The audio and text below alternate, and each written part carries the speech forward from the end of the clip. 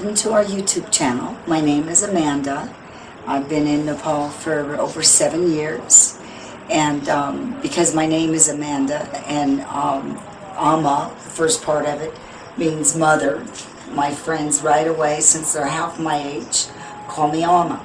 But what they never told me was Anda, like Amanda, means egg, so really I'm Mother Egg, so it's kind of a funny joke.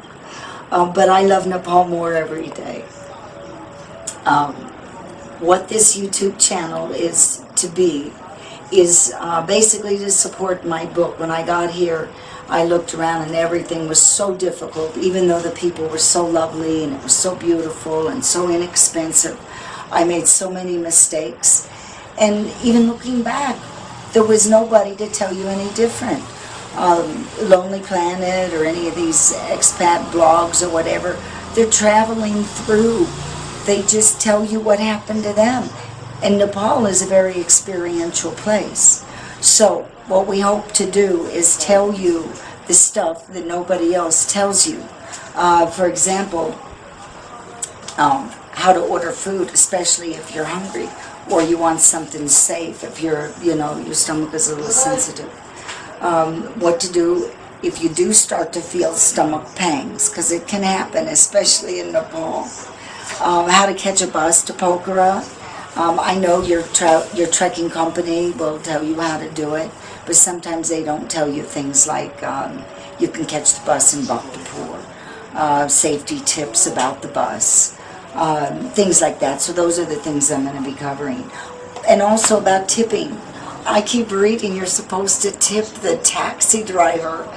They're cheating you. Hello, don't tip the taxi driver. It's not a big thing in Nepal, the tipping issue.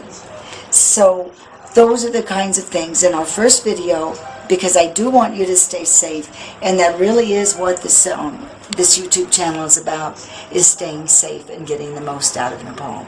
So without further ado, what do you need to know about water in Nepal? Do you need to buy bottled water? What are you going to do?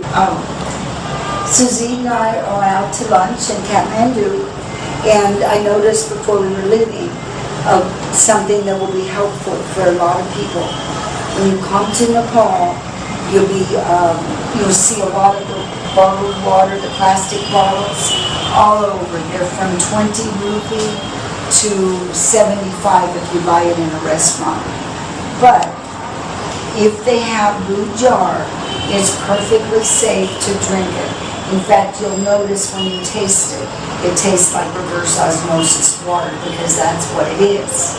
So the government inspects this, the blue jar factories. The government does not inspect the water, the plastic bottled water that you buy. So my suggestion is reuse the bottled water.